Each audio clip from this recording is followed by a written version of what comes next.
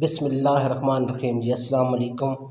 حقیقت تلخ نہایت تلخ ہوتی ہے، جس کا سامنا کرنا بہت دشوار گزار مرحلہ ہوتا ہے۔ بعض اوقات انسان حقائق کو سمجھے بغیر بڑی بات منہ سے نکال دیتا ہے، مگر اسے پورا کرنا اس کے لیے انتہائی مشکل ہوتا ہے۔ یہ واقعہ بھی ایک تلخ حقیقت پر مبنی ہے جسے بھلانا ناممکن ہے۔ واقعہ یوں ہے کہ میری عزیزہ مسرت نے اپنے بیٹے کی شادی بہت امیر خاندان میں کی، جنہوں نے اپنی بیٹی کو جہیز میں کار، کوٹھی اور کافی سارے زیور کے علاوہ ایک عدد ملازمہ بھی دی۔ شادی کے موقع پر تو میں ان کے ہاں نہ جا سکی، جبکہ کئی ماہ بعد میرا مسرت کے گھر جانا ہوا تو مجھے معلوم ہوا کہ مسرت کی بہو جہیز میں ایک عدد ملازمہ بھی لائی ہے۔ میں مسرت کے ساتھ بات چیت میں مصروف تھی کہ ایک چھوٹی بچی جس کی عمر تقریباً 7-8 سال کے لگ بلگ تھی، چائے لے کر آ گئی۔ مسرت نے مجھے بتایا کہ یہ وہی لڑکی ہے جو میری بہو کے ساتھ جہیز میں آئی ہے۔ میں نے بچی سے اس کا نام پوچھا تو اس نے شکیلہ بتایا۔ سامنے رنگ کی دبلی پتلی سی شکیلہ کا تعلق ایک غریب گھرانے سے تھا۔ اس کی ماں نے غربت کی وجہ سے اپنی بچی کو بطور جہیز دوسرے شہر بھیج دیا تھا۔ یہ سوچ کر مجھ پر ایک عجیب کپکپاہٹ سی طاری ہو گئی۔ میں حیران تھی کہ اس کے والدین اس ننھی سی بچی کو خود سے دور بلکہ دوسرے شہر بھیجنے کا حوصلہ کیسے کیا ہوگا کہ اس کی ماں کو اپنی ننھی شہزادی کو خود سے دور کر کے دوسروں کے کام کاج کے لیے بھیجتے ہوئے دل کی طرف سے مزاحمت کا سامنا نہیں کرنا پڑا ہوگا۔ اس وقت میں کچھ نہ بولی، لیکن مسرت سے اتنا ضرور کہا کہ یہ سراسر ظلم ہے۔ اتنی چھوٹی سی بچی اپنے ماں باپ اور بہن بھائیوں کے بغیر یہاں رہے اور پھر سارا دن تم لوگوں کی خدمت اور کام کاج بھی کرے۔ مسرت نے جواب دیا کہ میں نے اپنی بہو کی ماں سے کہا تھا کہ ہمیں اس بچی کی ضرورت نہیں، لیکن اس کا جواب سن کر کہ میری بیٹی کو تو ضرورت ہے، جب میں چپ کر گئی۔ اس وقت مجھے کہیں اور کوئی ضروری کام سے جانا تھا، لہٰذا میں نے مسرت سے اس بارے میں زیادہ بحث نہیں کی اور واپسی کی راہ لی۔ گھر آ کر بھی میں نے شکیلہ کے بارے میں سوچتی رہی۔ میری خواہش تھی کہ شکیلہ کچھ پڑھ لکھ جائے تو شاید اس کی زندگی سنور جائے۔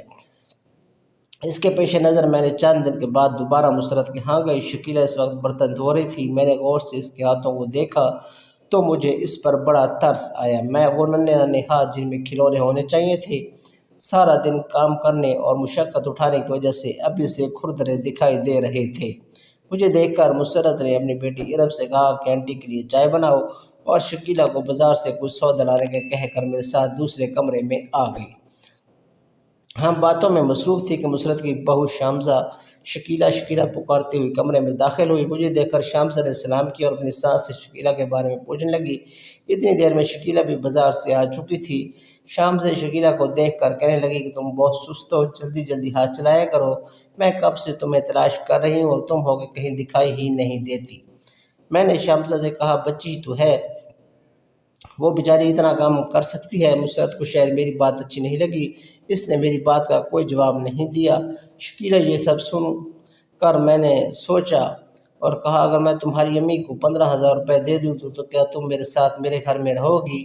میں تمہیں پڑھاؤں گی بھی اور تم سے زیادہ کام بھی نہیں لوں گی۔ میری بات سن کر شکیلہ یکدم کھل اٹھی، مگر دوسرے ہی لمحے اس کا چہرہ بجھ سا گیا، اور اس کی یہ بدلتی کیفیت دیکھ کر میں نے حیران ہوتے ہوئے اس سے پوچھا کہ کیا ہوا؟ وہ ہنستے سے بولی کچھ نہیں خالہ جان، کوئی بات ہے تو شکیلہ بتاؤ نا۔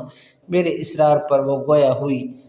خالہ جان، میرا بھی دل چاہتا ہے کہ میں اپنی عمر کے بچوں کی طرح پڑھائی کروں۔ یہاں باجی مجھے کبھی کبھار پڑھاتی ہیں، لیکن انہیں میرے کام سے زیادہ پیار ہے، کیونکہ میں ان کے جہیز کا حصہ ہوں۔ انہوں نے میری امی کو مجھے معلوم تھا وہ کیا کہنا چاہتی ہے، اس لیے میں نے اس کی بات کاٹتے ہوئے کہا تو کیا ہوا، تم میرے پاس رہو، پیسوں کی فکر نہ کرو۔ میرے اس بات پر شکیلہ نے مجھے جو جواب دیا وہ میرے لیے ایک ایسا سبق تھا جسے میں کبھی نہ بھلا پاؤں گی، اور شاید آپ بھی سوچنے پر مجبور ہو جائیں گے۔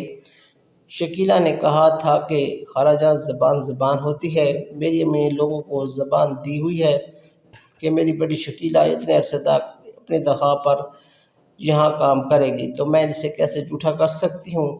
آپ مجھے بیشک اس سے دگنا پیسوں کا لالچ دیں، لیکن میں اپنی ماں کی بات کو نہیں ٹال سکتی۔ اگر میں نے اس طرح کیا تو میری چھوٹی بہن جو بھی 5 سال کی ہے اسے کون کام دے گا؟ میرے پاس اس کی اس بات کا کوئی جواب نہ تھا، لیکن میں سوچ رہی تھی کہ یہ چھوٹی سی بچی کتنی اعلیٰ ظرف ہے۔